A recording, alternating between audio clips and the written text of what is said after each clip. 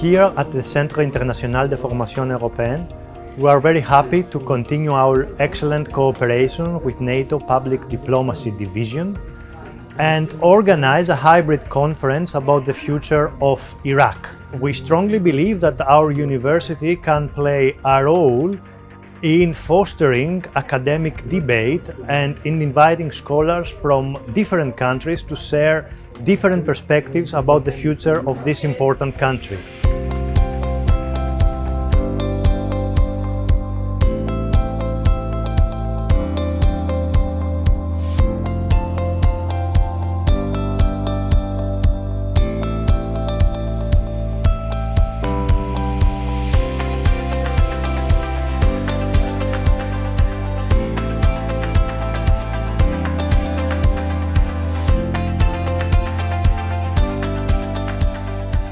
There have been a number of experts, amazing panelists and topics ranging from the role of China, the U.S. role, values of the EU, collaboration, climate change, and more. So while it's been a vast and robust conversation thus far, I think really what is critical is that it speaks volumes about what happens when you are able to analyze, you're not afraid to criticize, but criticizing in a way that provides really strong opportunities for future roles of partners, civil society, institutions, and governments alike. One of the very important things to consider with regard to the situation in Iraq after the election is the role of the external actors and their, aligned or allied, internal actors in Iraq, and how this internal competition, which is related to the outside influence, is threatening the stability in Iraq.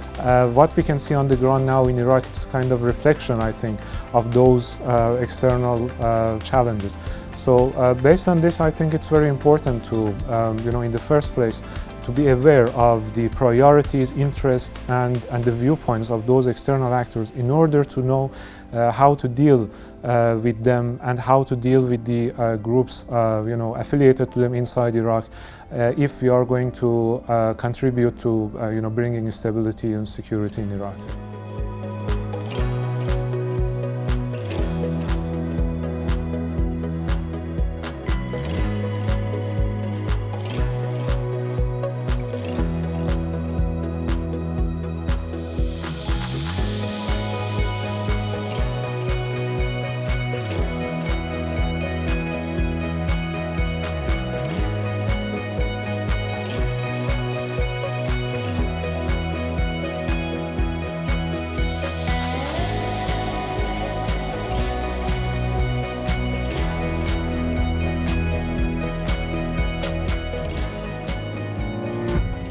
I think about Iraq you could never know enough. It's a very complex situation in the Middle East, and but yes, of course, it's important that young Europeans learn more about Iraq, about the historical background.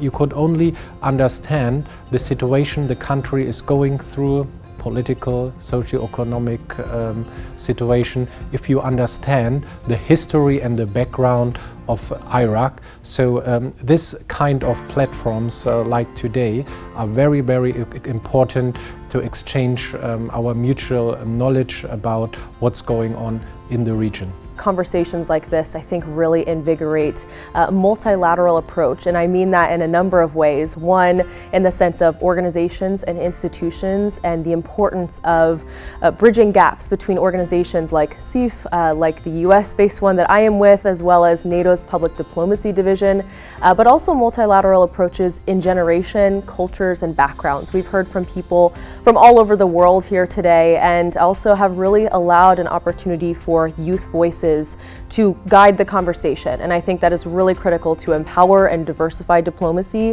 one conversation at a time, just like what we are doing here today.